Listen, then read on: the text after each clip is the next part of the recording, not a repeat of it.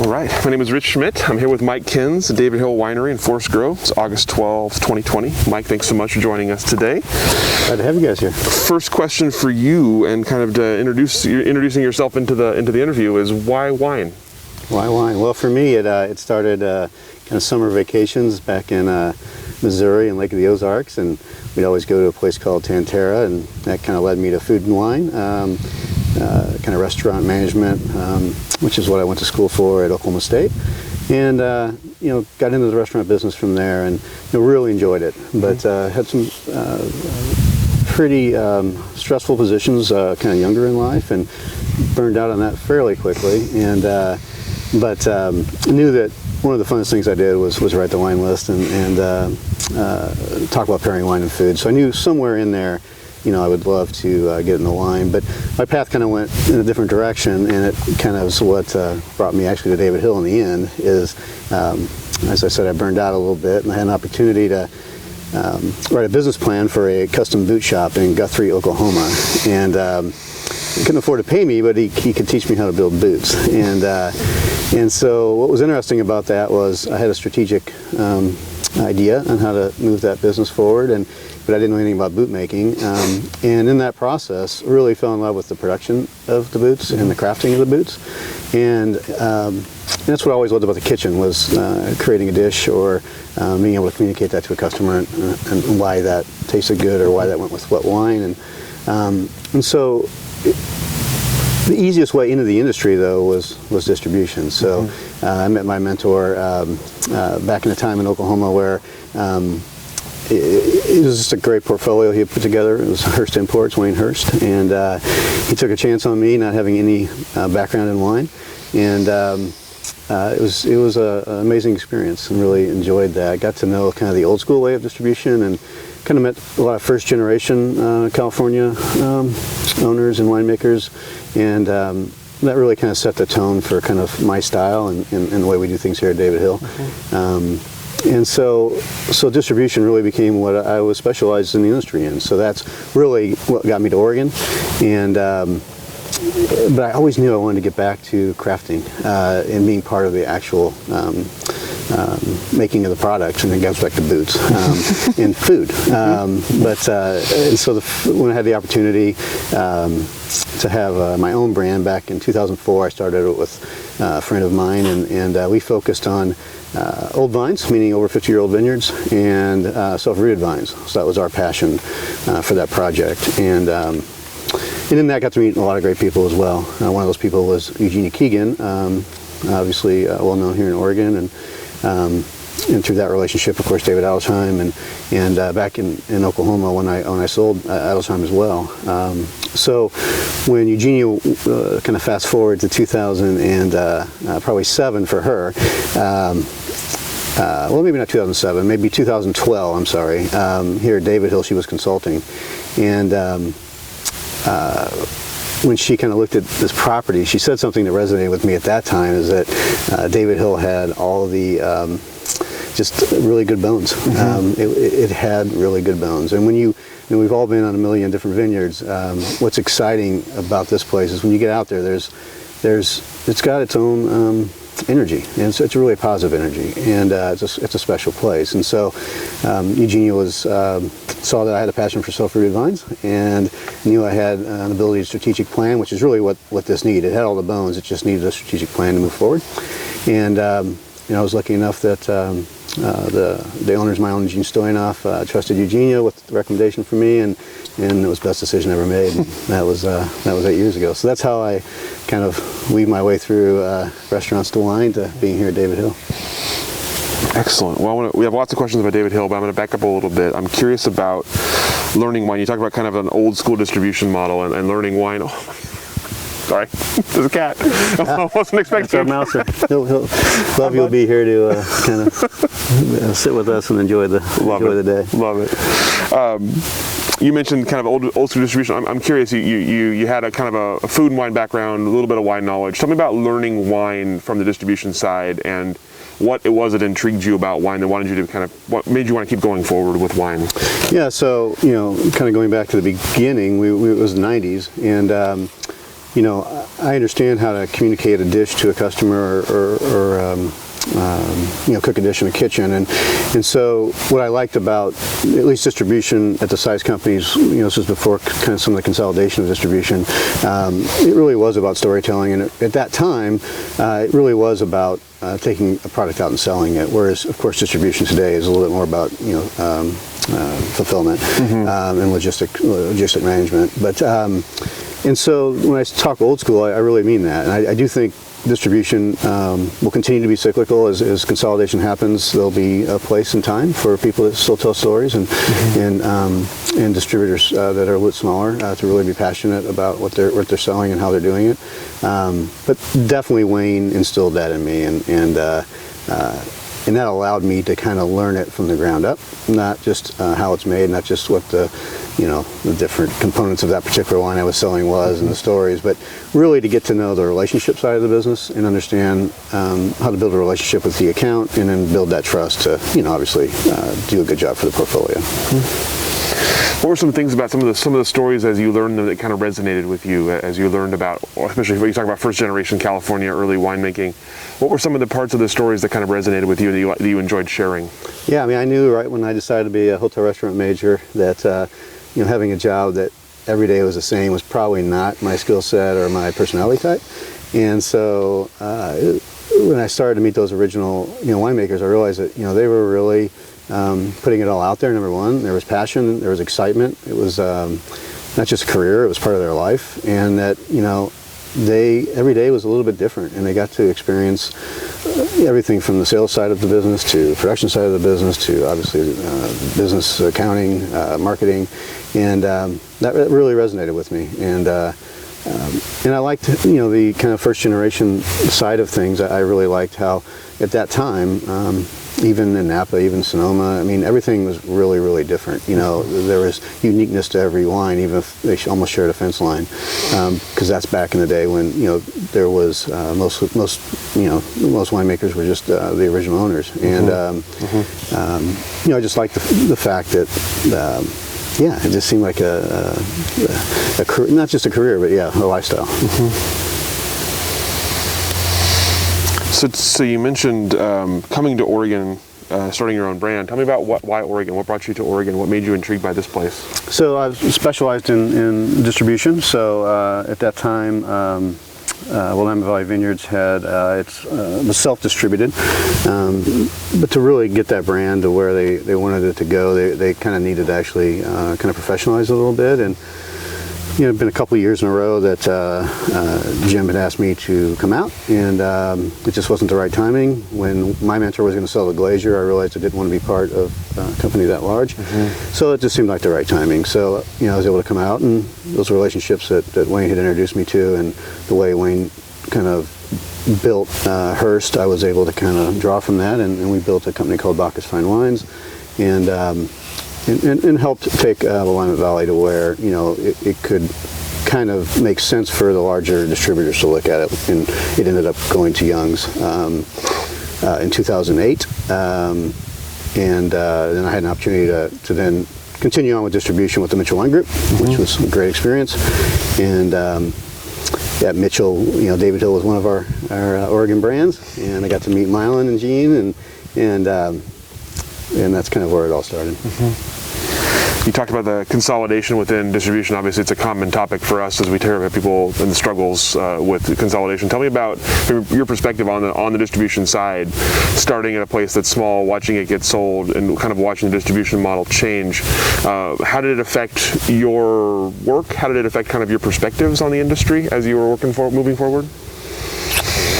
I'm overall still very optimistic. I think there's a lot of people that if they haven't had experience with distribution, it can seem frustrating or overwhelming. But I think even within a specific region or specific state, there's so much diversity still, even with all the consolidation. If you have a brand and you want your focus to be specialty retail or on premise, obviously not during COVID, but you can find a distributor for that as long as what you're doing is quality in the bottle.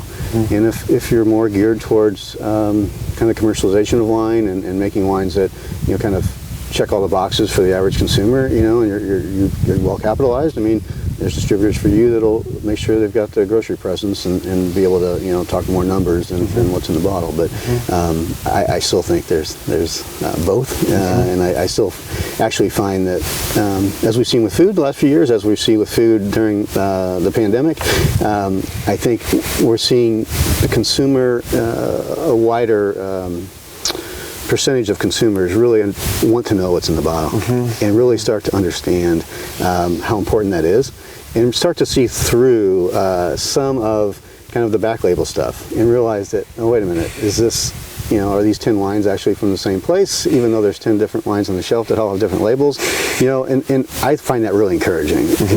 And for David Hill, we're a medium-sized brand, so we're in that 15,000 case kind of size, and our goal on our 10-year strategic plan is to get to 25. And I'm sure we'll talk about how we're going to do that, but and so that puts us right where we want to be, and it allows us to kind of work with both levels of distribution. So we have some markets like Georgia where we're with a larger distributor that during this pandemic has been really, really successful. And then we were with in Seattle a really small specialty retail restaurant focused distributor that, you know, we just want to support them right now and help them get through this, because we'll get to the other side and they'll be exciting to work with again. So, you know, I like having a mix, and I think having a mid-sized brand for me allows us to still be passionate for what we're doing and make decisions. Let the wine make the decision, let the vineyard and the vintage make the decision, and not have to make the decisions in the boardroom. And so that's kind of why David Hill is a good fit for me. So let's back up to your kind of initial impressions of David Hill before you started working here. What did you think of the wines? What did you think of the place? And you mentioned kind of what intrigued you when you got here, but before you got here, I'm curious sort of what your impressions were and where you thought the improvements needed to be made. Well, you know, I wish Mylan could be here. My impressions of David Hill before I saw the place was I knew it had SelfRooted vines, so right there it had my curiosity based on my brand in California. And but then you meet Mylan and Gene, and you realize Mylan, obviously an amazing business person historically and currently, but he just had an ability to just communicate passion and communicate that he just wanted to do it right. And that really resonated with me. You know, I'd seen different businesses built in different ways, and Wayne had that ability. Wayne, he wanted to build something correctly and let it speak for itself, and I saw that in Mylan. As successful as he has been in his life, he's one of the most humble guys I've ever met, and I really respected that. So the thought of being able to work with someone like that, that's what I found at the Mitchell Wine Group with the owner Dave Brown. I feel the same way about him, and I saw that in Mylan. So that's why I knew that for me, even before I stepped on the property, for me, it was worth coming out and doing that interview. And then once you got here, you mentioned the kind of the positive energy and the kind of the place that made you kind of feel like you wanted to be here. What did you see in terms of strategic plan that you wanted to implement? What were the needs, and what were the first steps you had to take? Well, that's a great question. I think it all started again back to Eugenia's comment when she said, you know, it's got everything, and it needs to go from a hobby farm to a professional business, and that felt fun to me. That felt like, wow, that's a huge opportunity and a huge responsibility, because at the time the vineyard had some yield issues, to where there were some concerns about whether or not it was nutritional. There's some farming issues. You know, we're part of the vineyard self-rooted. Was there phylloxera? We definitely had short shoot syndrome. You know, let's look at that. Let's understand what we have, and let's take the first couple years and not really talk about redoing the brand or trying to pick up distributors. Let's get in the vineyard and let's set some benchmarks. So I decided before we had the first retreat, strategic meeting with the team, was I needed to understand the team, get to know the team, put the right team together. We needed to also really understand where we were at with the vineyard before we took the time and energy to really start to implement everything else. And so it was pretty early on that I chose Live to be kind of the benchmark for our farming practices. Interestingly, our winemaker Chad Stock, he was one of the people that I walked the vineyard with in that first year, just talking about different farming ideas in organic farming and sustainable farming. Obviously, I had a great respect for our neighbor, Rudy at Montanore, with what he was doing at biodynamics, but for this farm and what we had the ability to do, live made the most sense. And so we just started with that benchmark, and we went off conventional farming, and we looked at where the short shoe syndrome was. We did some testing of the vines. What do we have here? And we just started doing the basics. I looked at it as I wanted to make sure we had competency above ground and below ground. So not only with viticulture, but we worked with a consulting agronomist. And over the first 24 months here, it was pretty clear to me that not only could we bring the yields back, for example, the yields were, this is 42 acre, on this property is 42 acres, and we were getting less than 40 tons for like 5 years in a row, and it wasn't because of dropping crop. And so there were some major issues, and so it was fun to see the vineyard kind of come back to life. It wasn't anything crazy. It was basic stuff, like we replaced they were all 6-foot posts. We moved them to 8, so we had 6 up, 2 down, as opposed to 4 and 2, which gave us a little bit better canopy, and of course on pruning gave us a little more coverage of wire for the next vintage. Obviously, getting off and getting into cover crops and getting into an organic spray program, and just TLC, and 8 years later, we're averaging right where we want to be, just over 2.5 tons per acre is our average here, and we feel really good about the quality and what Chad's getting to work with. Well, let's talk about Chad. Obviously, a big part of the team here. You mentioned kind of walking with him early on. Tell me about what made you seek him out as part of the team, and who else you've added to the team here that was kind of pushed you forward. Yeah, well, I think we talk about benchmarks. We had the benchmark in the vineyard then with Live, and then I had to look at the business too. And very early on, looking at what Rexhill was doing with B Corp, I had an opportunity to meet with the CFO, Amy, and was really inspired kind of by, you had a hobby farm, and we were trying to turn it into a business. Let's just not look at the financials. Let's look at the whole thing and do it right from the beginning. And I really felt B Corp was that. And so we weren't even close to even wanting to apply in year 1. In fact, we didn't get it till year 7. But it took us 7 years to do everything right. And so that was the benchmark for the business. So we really had done a good job benchmarking how we were going to kind of take it forward in the strategic plan, at least the first 5 years. Winemaking was key to that. And we've had good winemaking here historically. But we were spending all this energy in the vineyard talking about our practices.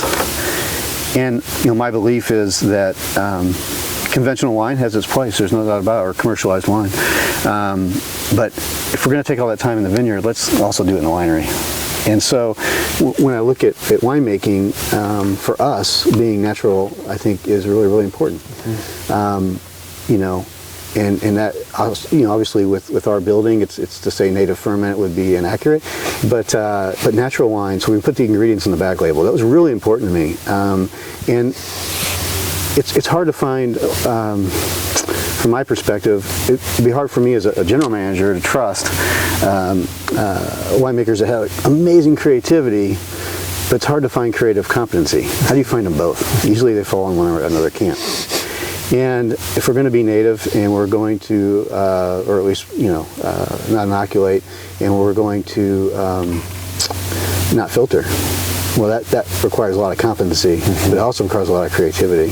And I really liked, from tasting Chad's wines at different projects, I really liked that, whether you even take an orange wine that he had made, it tasted wonderful. It wasn't just about thinking about orange wine and having you think about it from how unique it is, but you could actually enjoy it while you were thinking about it. And I knew that for this place, that's what we needed, because we had an amazing following in Forest Grove and throughout Oregon and parts of the country. We wanted to make great wine, and we wanted to showcase the vineyard. And so again, creative competency, that was what I was looking for. And I was really excited when Chad it was the same thing for me. I didn't know I was going to do it till I walked the property, and I'm not sure Chad knew he was going to accept it until he walked the property. And when you walk this place, it kind of draws you in, and that's what Mylan, I think, has really what he saw when he bought it back in the early '90s, and he's able to express that maybe better than me. But if he were here, he would get that from him as well. So when it comes to style, you obviously bring in someone like Chad. Chad has a well-known style. He's a well-known winemaker from previous projects. Tell me about the sort of blending that comes in from when you have a place like this with its kind of storied history, and you bring in a winemaker. How do they mesh, and what did you want to project? What did you want David Hill wines to be out in the marketplace? Yeah, I mean, that's a fun thing about branding, right? You can be a brand I totally respect. We're super focused. We do 2 varieties and we do them the best we possibly can. Like, I get that, and I support that. We are completely on the opposite direction. To be true to this place, we have to love cool climate aromatic whites. That's what David Hill's based on, and Chad has that passion, and that was an initial fit right there, because when you think about everyone says the Cory clone. Well, the Cory clone is, first of all, Cory clones. Block 21 is one block, but there's also block 15, and it's not just one type of Pinot Noir. There's multiple clones of Pinot, at least from what we have been able to have sequenced. But it's also the whites. There's some unique white from the original planting here, and we want to be true to all that. And we want this place. If you're going to have old, self-rooted old vines, you don't want to. You want to be able to sense place. Typicity is important, but also a sense of place is important. And again, in those initial talks with Chad, I wouldn't call them interviews. In those initial talks, see if we were the right fit for one another. It just was very clear that was a passion for both of us, just to make sure we taste this place through the wines, but yet have the biology in the wine. That was really important to us too. So we haven't talked much about the place and the history here yet. Obviously, you're like you said, you're charged with keeping it the present and the future happy, and not necessarily with the history. But tell me a little bit about the history of the place as you've learned it, and what about it matters to you. Yeah, I mean, well, first, it's been fun to realize that we don't have all the answers yet, and that's actually really fun. When you think about the fact that in the late 1800s this was called Vine Hill, and we know that it was planted, and had a couple different white varieties on it, and possibly one that Reuter called Burgundy. This was a vineyard, and obviously Prohibition came, and it became a potato and fruit farm. And the house kind of went into kind of a difficult time, and never really came back till Mylan and Jean put the energy to bring in the old farmhouse back. But obviously, when Chuck went over to Alsace to study, it was about cool climate viticulture, and a big part of cool climate viticulture is, of course, aromatic whites. And it's really what this farm. It was some Heirloom Pinot here, obviously, but this is about aromatic whites, and his background in California, his passion for cool climate viticulture. I mean, and he did his homework, obviously, in Oregon to know that this was a vineyard. And what's neat now is that, obviously, I never met Chuck, and I've met his son and his half-stepson. And but I didn't know him, but I have, through others, gotten to find what he brought to the industry. And so, I'm talking to a generation now that didn't know him either, and it wasn't about personality type or about success or not success. It was about, well, what did he contribute? And I think this place and kind of seeing it really come back to life is really rewarding to know that his original vision, we're going to make all these unique aromatic whites. We're going to be true to them. And so for us, it's not about being super focused on one thing. It's about being super focused on the vineyard and allowing the vineyard to speak in, a bunch of different types of wines. Because when you think about what we have on the property, and we have Sauvignon Rose, we have Chasselas, we have Flora, which of course is from California, from UC Davis, a Gewürztraminer Semillon hybrid from Dr. Olmo, Melon de Bourgogne, Pinot Blanc, Gewürztraminer recently. It's Pearl Java, what can we do what can Chad, with the excitement for aromatic whites that he has, what can we really do to showcase these varieties through our wines? And so 2019 really represents the first year of us kind of stepping into that. We'd spent the last 7 years really focused on the vineyard and making great wine in the winery, but now we're really, instead of selling some of those unique grapes to other passionate winemakers, we're keeping them here, and we're bringing that under the David Hill branding, and we're having a lot of fun with it. And the wines are interesting and unique, and yeah, it's an exciting time. You talk about kind of being able to be the kind of purveyor of what Charles Cory brought to the industry and with the space. What, in your estimation, what were his major contributions to the industry? What are the things you like to get across about him and about this place? Well, I think realizing that where we are in the Willamette Valley, that there's a lot, when you say aromatic whites, there's a lot of breadth there. And it can be a lot of unique things, and I think his original test planting shows that, and the fact that these vines are still here and we're really producing amazing wines with them, I think showcases that. I remember at the 50th anniversary celebration, David Allersheim spoke, and he mentioned his contributions, on VSP, his viticulture side, specifically VSP, and I think just having the vision, I think, is one of his legacies. We know it from the beer industry as well, from his original microbrewer. We know it from what his visions of this place were. And I just kind of feel like we're taking some of that vision, and we're taking our own vision and Mile and Gene's vision, and we're kind of putting them together, and it's kind of starting to come together. It's a tricky balance when you have that kind of multiple visions, multiple eras.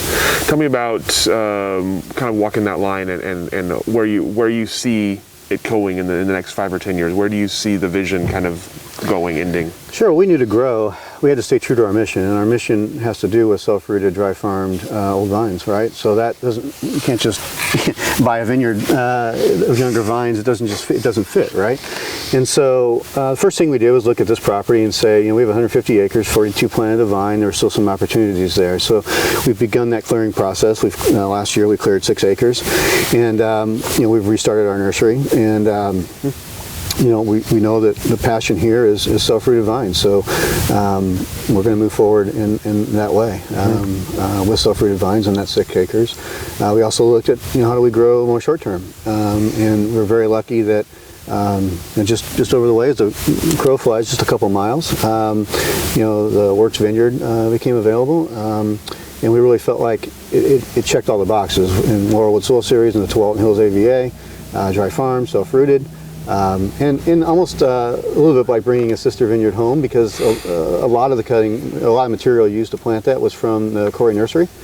And in fact, when we purchased the property, I actually got the invoices from the cuttings on his old letterhead, on the 1974 and the Cory letterhead, and that was kind of a cool thing to have. Awesome.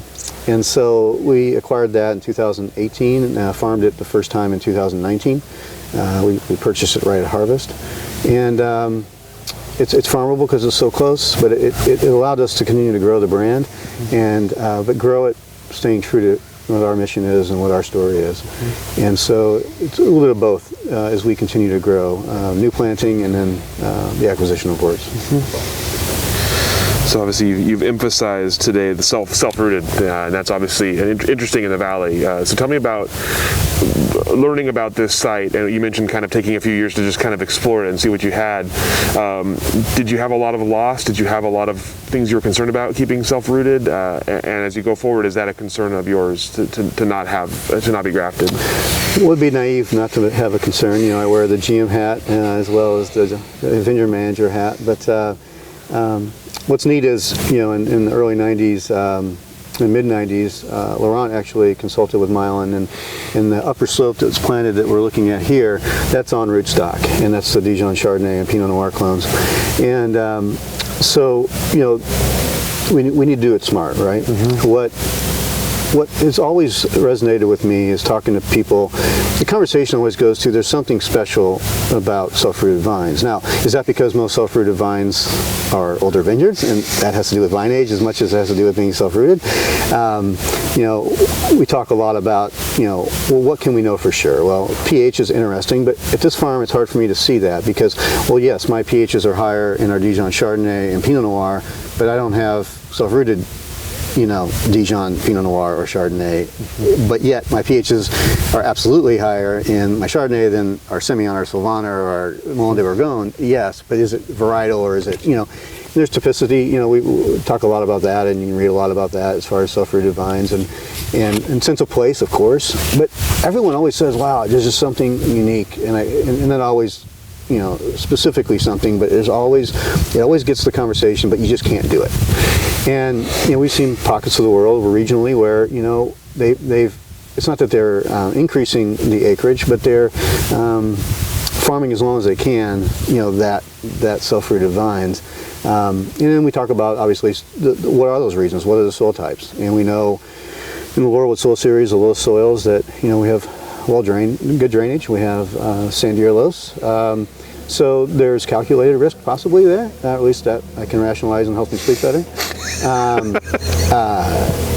But there's a passion there, we're gonna, when we look at, we're clearing a total of 12 acres, and it'll probably be a mix, so that we are good stewards of the business, but also better understand whether we need to completely say you just can't do it. And I'm not on that side. I'm on the fence, but I'm not on that side. I think more needs to be learned on that front before we just say you just can't do it. Have there been any phylloxera issues in this vineyard? Not noticeable. Interesting.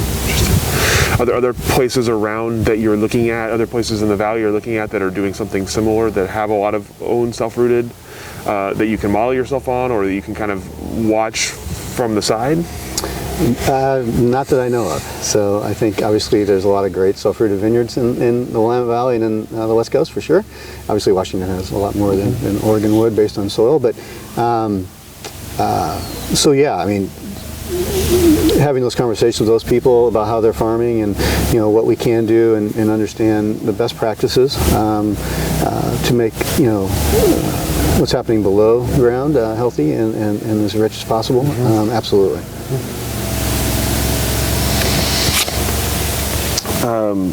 So you're part of the brand new Twalton Hills AVA. Tell me about your sort of involvement and the involvement in that, and the importance to you of being part of that AVA.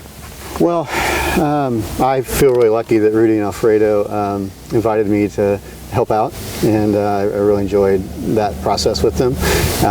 They're really passionate people for this area, and we did know that the Twalton Hills, obviously being in the Twalton watershed, had checked a lot of boxes on being unique. We knew the wines from here kind of had what the Laurelwood soil can bring you, and we talk a lot about Pinot Noir. We talk about having a volcanic base with the loess top horizons, and kind of how you have that interplay of the black fruit and red fruit and the acidity and the complexity, and that's it's well documented.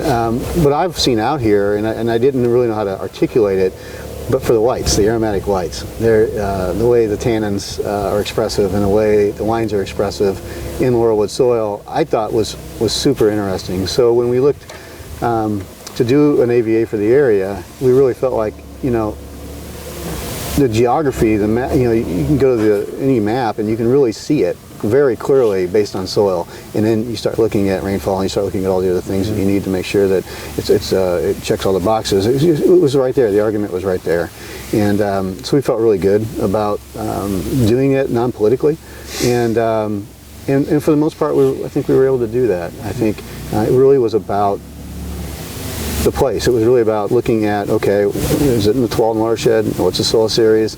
And it really just became clear. And the mapping was not challenging, and the argument just kind of fell in line.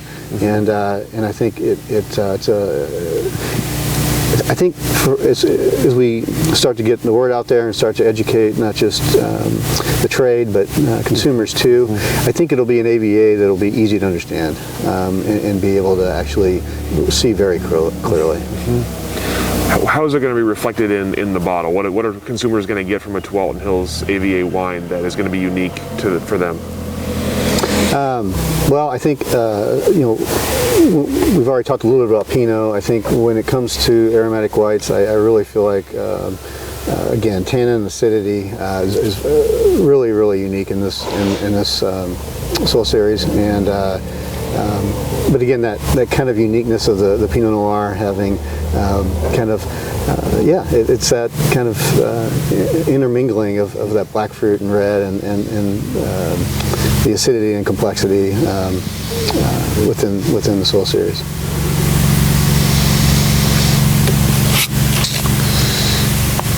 As you look ahead for the future of this area, obviously historic sites here and a couple around, what do you hope for the future in the Twalton Hills area? Do you see a growth coming? Do you see expansion? What do you kind of see for this area as you look ahead? Yeah, I think there's a lot of amazing vineyards that are here, and as the brands become more mature, as the industry continues to change as far as investment in the area regarding the brands, I think it's just going to be experienced more. I think it'll bring people here a little bit, but it's not that it's going to. All of a sudden, we're going to start seeing a lot of planting here, or the vineyards are here. Like it's already it's an amazing area, and as the brands become more mature and the wines get out there more, I think people are going to realize it more. So I think even though David Hill's been here for a while, and obviously Twalton Estate and Montenor and Apolloni, Patton Valley, and I don't mean to miss anybody. I mean, there's a lot of great brands out here, but the vineyards are here, and the brands are just maturing, and I think it's a pretty exciting time. So we talked earlier about kind of your initial impressions of David Hill. I'm curious, backing up a little bit, before you came to Willamette Valley Vineyards and kind of your first stop in Oregon, what was your impression of the Oregon wine industry that you were getting into? What was your kind of initial impression of the industry before you got here, and then kind of as you started working here? Yeah, so you go back to those original times with Wayne. We were strongly import in California domestic portfolio, and I remember my first trip out for Oregon Pinot Camp, and then a subsequent trip with a guy named Alex Kroblin, who owns Thirst in Oklahoma City, and we came out and just looking for brands the way Wayne and I used to do it in California, and just driving around and knocking on doors back then. We didn't have cell phones back then, and making phone calls for appointments on on the side of the road at a payphone, and those were really fun memories, actually. And just driving around, and actually it felt the way it used to feel early on when we were in California, but different. It felt, and it's overused. Everyone says it, but it was true. It really felt like it was collaborative. And you're talking to someone and they said, "Oh, if you're looking for that, you need to go talk to this guy," instead of just worrying about their own brand, really worrying about Oregon first and then their brand second. That resonated with me. When I think of my favorite wines that I've imported over the years, cool climate varieties have always kind of been one of my passions. So that resonated with me just from a climate and livability, of course. So it just kind of all fit together. And when Jim asked me to start Bacchus, it just seemed like a huge opportunity, and it was a great decision. How has the industry sort of grown and developed since then? What are the biggest changes you've seen in Oregon wine? Well, obviously when I came in, even though I was working for a producer, my day-to-day was distribution. So obviously that's night and day. And again, I do believe it's cyclical, and I do believe some of those brands will have different needs, and consumers will have different needs, and buyers will have different focuses for how they buy wine, and that will continue to help make sure that there's balance. But obviously, to do financially what we used to do in distribution with consolidation and the way wine is sold, obviously, for a brand like David Hill, we have to be first and foremost focused on DTC, and then secondly, enjoy the opportunity to build the brand through distribution, but that's a big difference. When I started my brand back in '04, we were 100% FOB or distribution.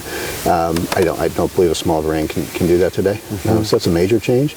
But I think it's also a great change because you're really focusing on your story and what's in the bottle first, and then if that's right, then everything else falls into place. And I think that's a good focus for anybody. What about the collaborative nature? Do you still feel that Oregon is that way in 2020? I do. I come at this from different. My background wasn't going to school with a lot of the people in the industry for something specialized. My background is running distribution and getting into this side of the business through that. So I didn't have a lot of those strong relationships. But whenever I've had a problem or felt like I needed advice, it's been amazing, actually. I do feel that way. And I didn't feel that way in other industries completely. It was harder to do that, meaning in distribution. But as far as the wineries in Oregon and just whether it be a vineyard question, whether it be a production question, whether it be a business question, I think we're all kind of going through it together.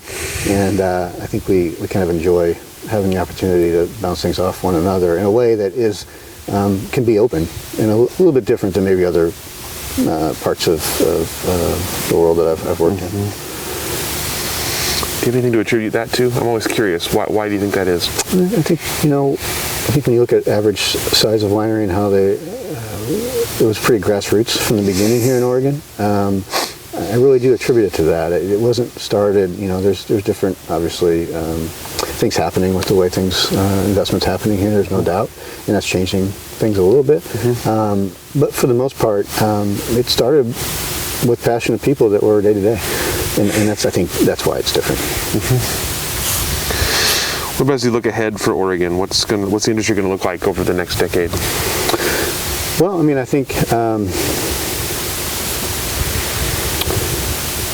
that's a good question. I think over the next decade, I think obviously the wines coming out of here continue to get better and better, and we're understanding how to farm our vineyards better because we've got more years under the belt. The vineyards are getting more age, which obviously we've already talked about that kind of contributing to quality, and the consumer. The average consumer, it's on their radar now, and so I think as long as we stay true to who we have been back, when we were building it, I think it's still an exciting time. I think the wines, there's a place for them, I guess is what I'm saying. Obviously for most of us right now, as we focus on DTC because of the pandemic, and I think hopefully Oregon will be very supportive to help the restaurant community get back and going as we can here. But I do think, the leadership, whether it be the Oregon Wine Board, whether it be any other organizations out there, I think there's a passion to be part of community, and that seems to be part of each of our leadership's missions. And I think that also serves us very well and leads to a positive future. Absolutely. You mentioned the pandemic. Obviously, we're still in the middle of it, still kind of feeling our way through it without really an end date in sight.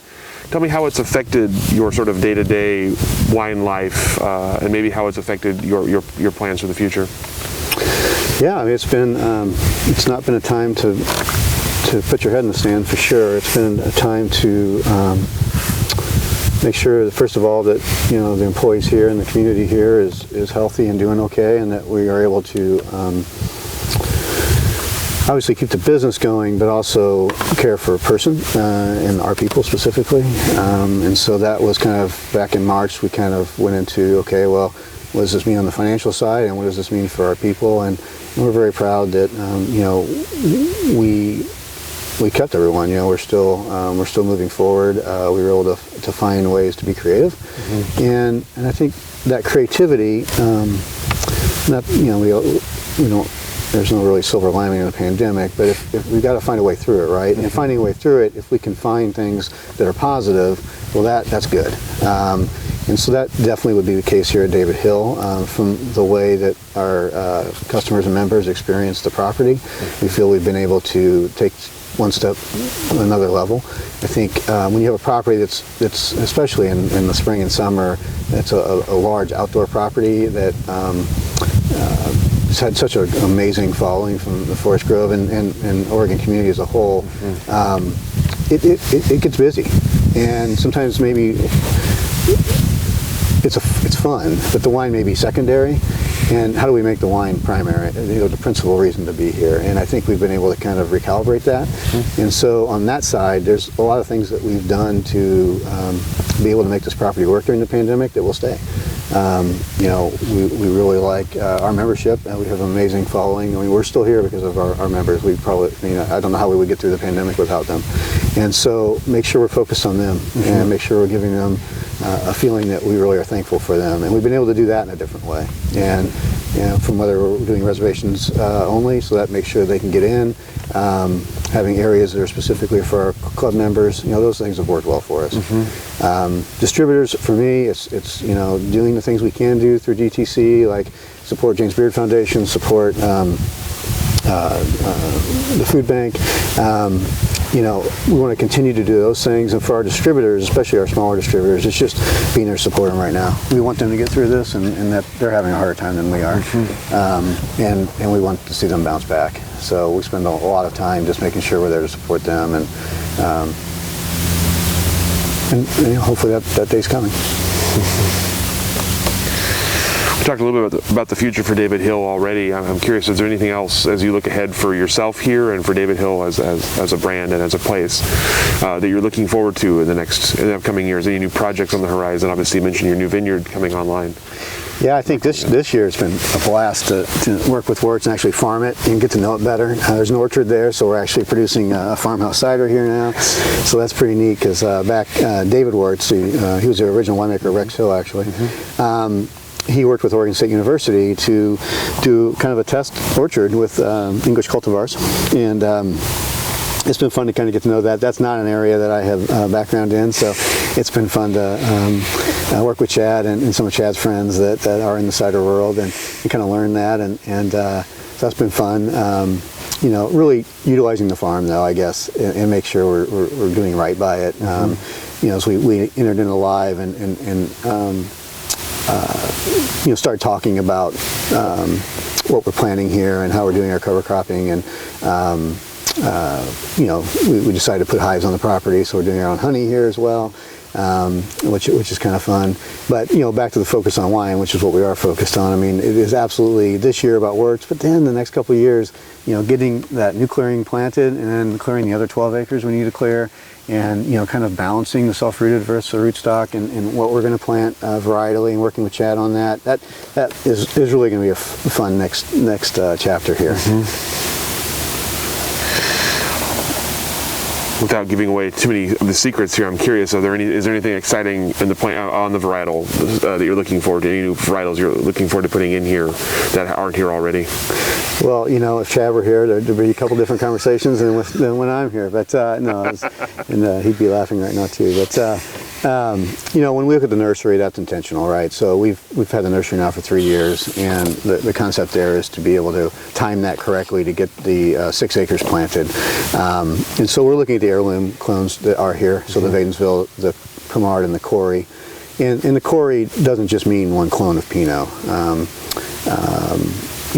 We know from the sequencing that we were able to do with Oregon State and the Dickie Rath Foundation, very lucky to be included in that and fortunate, that what came out of block 21, which is what everyone kind of calls the Cory block, was inconclusive. So, when we went to work with Jose and got back that at least block 15 and block 21, the samples we sent did come back as Pinot, which is as far as we're going to be able to go there. But if you walk that block with me after veraison and before harvest, there's more than one clone in block 21 and in block 15.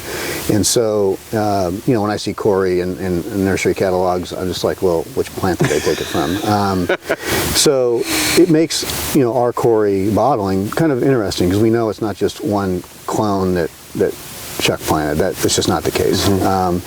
But that's part of the mystery. It's part of the fun of the property. We're still trying to uncover that and learn that. And and Chad and I both have that passion to figure that out. And someone that makes wine here, Jeff Veer, also has a passion for this property, and he's more of kind of a historian personality type than I am. And it's fun to continue to look at that. It's fun that I see the industry really talking about things correctly. It's really, the conversation isn't about, my last name is not Cory, and Mile and Gene, they have no ego whatsoever.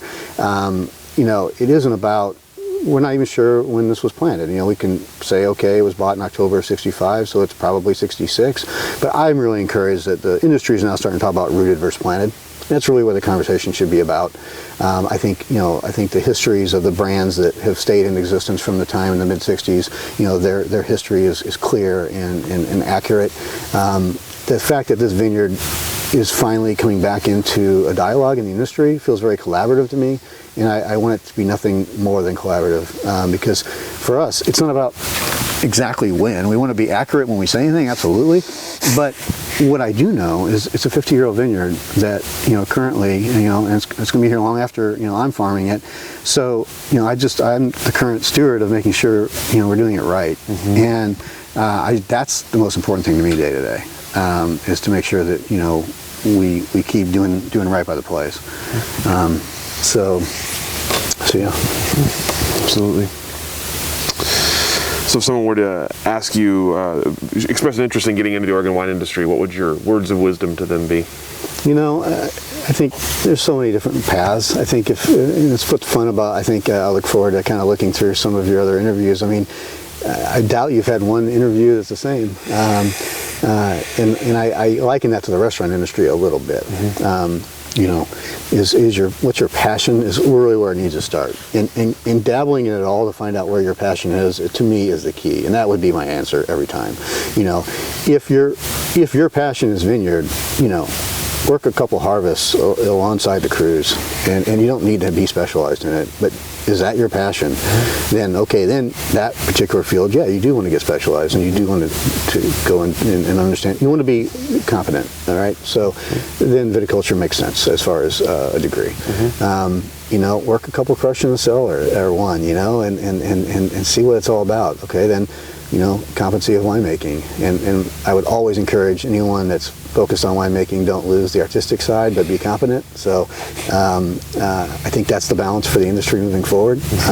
I'm not a big paint by numbers fan, and I saw that happen in different regions over time as a distributor. And I think expressing place in Oregon is so exciting because you can still do it the way we're planted, the way we make the wine, as far as focusing on clones and blocks.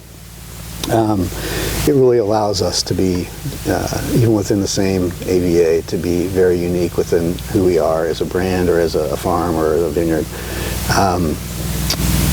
And so, obviously, competency there, but then, just understanding all the other unique things in the wine industry. From distribution to sales and marketing, those are all really important pieces. If you're someone who really enjoys people, I think tasting rooms are getting more and more important for wineries, and the understanding of how to do them professionally and focus on DTC. It's a big part of the next 10 years. But dabbling in it all before saying I just want to be in the wine industry, that's really what I would recommend to people to do, is just take 2 summers to do those things. And you can easily work in a tasting room, do a harvest, and get some experience in the vineyard while you're working in a tasting room to say, okay, I want to focus here. That's how I would do it. Excellent advice. I like it. All right, so all the questions that I have for you. Is there anything I didn't ask that I should have? Anything we didn't cover here today? It's just so neat to have you guys out here. Your first time here. First time here. And it's a place that I'm glad people are talking about. I'm glad, I'm really excited for Mile and Gene that we're trying to do the best job we can to bring this thing back, and we're getting there, and it's being talked about again. And that was why Mile and Gene bought it. And they bought it to do it the right way, and I'm just excited that we're starting to be part of the community. Absolutely. Thank you so much. Absolutely. For your answers today, for your stories, for your hospitality. We'll go and let you off the hook. Thanks so much.